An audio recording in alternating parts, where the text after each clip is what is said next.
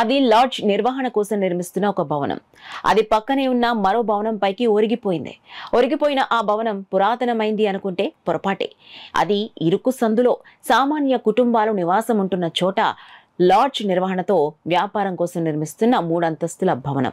కొద్ది రోజులుగా అక్కడి నివాసుల్ని, మరీ ముఖ్యంగా అక్కడున్న దేవాలయాలకు, ఆ వీధిలోంచి వెళ్లే భక్తులకు వణికి పుట్టిస్తూ భయభ్రాంతులకు గురి చేస్తున్న ఈ ఒరిగిపోయిన కొత్త భవనం ఉన్నది మరెక్కడో కాదు, మన డిప్యూటీ సీఎం పవన్ కళ్యాణ్ ఇలాఖా అయిన పిఠాపురంలో. పిఠాపురం పట్టణం శ్రీపాద శ్రీవల్లభ మహాసంస్థానం పరిధిలో అడ్డు అదుపు లేకుండా సరైన అనుమతులు పొందకుండా నివాస ప్రాంతంలో ఇష్టానుసారంగా లాడ్జీలు నిర్మించేస్తూ స్థానికులను, ఆలయాలకు వచ్చే భక్తులను తీవ్ర ఇబ్బందులకు, భయభ్రాంతులకు గురి చేస్తున్నారు.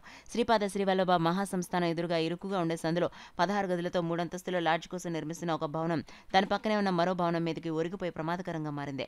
ఈ భవనం ఎఫెక్ట్కి ప్రక్క భవనంతో సహా చుట్టుపక్కల ఇళ్లన్నీ కూడా ఇప్పటికే దెబ్బతినడంతో ఆ ఇళ్లలో నివాసం ఉంటున్న వారంతా కూడా ఆ భవనం ఏ సమయంలో కూలిపోతుందనే ప్రాణభయంతో బిక్కుబిక్కుమంటుంటున్నారు. కొందరైతే వేరే చోటుకు వెళ్లిపోయి తలదాచుకుంటున్నారు. అంతేకాక ఆ వీధిలోంచి వచ్చే ప్రజలు, భక్తులు కూడా భయాందోళన చెందుతున్నారు. భారీగా ప్రమాదం తలెత్తే పరిస్థితులు ఉన్నాయని తెలిపినా ఏ ఒక్క అధికారి కూడా కనీసం వచ్చి చూసిన పాపాన పోలేదంటూ అధికారులు ఎంత నిర్లక్ష్యంగా ఉన్నారో తెలుస్తోందన్నారు. ఈ ఆ భవనం విషయమై ఏ ఒక్క అధికారి కూడా కనీసం వచ్చి చూసిన పాపాన పోలేదంటే అధికారులు ఎంత నిర్లక్ష్యంగా ఉన్నారో తెలుస్తోంది. ఆ భవనం విషయమై అధికారులు ఏ విధమైన చర్యలు తీసుకోకపోవడంతో అధికారుల పట్ల పలు అనుమానాలకు తావిస్తోంది. ఇక్కడి ఎమ్మెల్యే, ఉప ముఖ్యమంత్రి పవన్ కళ్యాణ్ స్పందించి భారీ ప్రమాదం జరగకుండా ఆపాలని, ఆ ప్రాంత ప్రజలు, భక్తుల ప్రాణాలు కాపాడాలని స్థానికులు వేడుకుంటున్నారు. గత 8 ఏళ్ళగా ఇక్కడ నివాసం ఉంటున్నానండి. కిందనే రేషన్ షాపు, పైన నా సొంత హౌస్తో నేను నివాసం ఉంటున్నానండి. నా పక్కన శ్రీనివాస జ్యువెలరీ వాళ్ళు G+4, G+3 బిల్డింగ్ కట్టారండి. బిల్డింగ్ కట్టి 16 రూములు అద్దెలకి కట్టారండి. అది ఓపెనింగ్ అవ్వకుండానే మన రాఖీ పండగకి రూములు ఇచ్చారండి. ఆ మ్యాన్ హోల్లోంచి కూడా మూయకుండానే మల విసర్జన చేశారండి.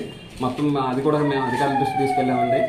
అలాగే ఆ బిల్డింగ్ వచ్చి నా బిల్డింగ్ మీదకి వాలిపోయిందండి. దానికి నాకు జానెడ్ గ్యాప్ ఉందండి.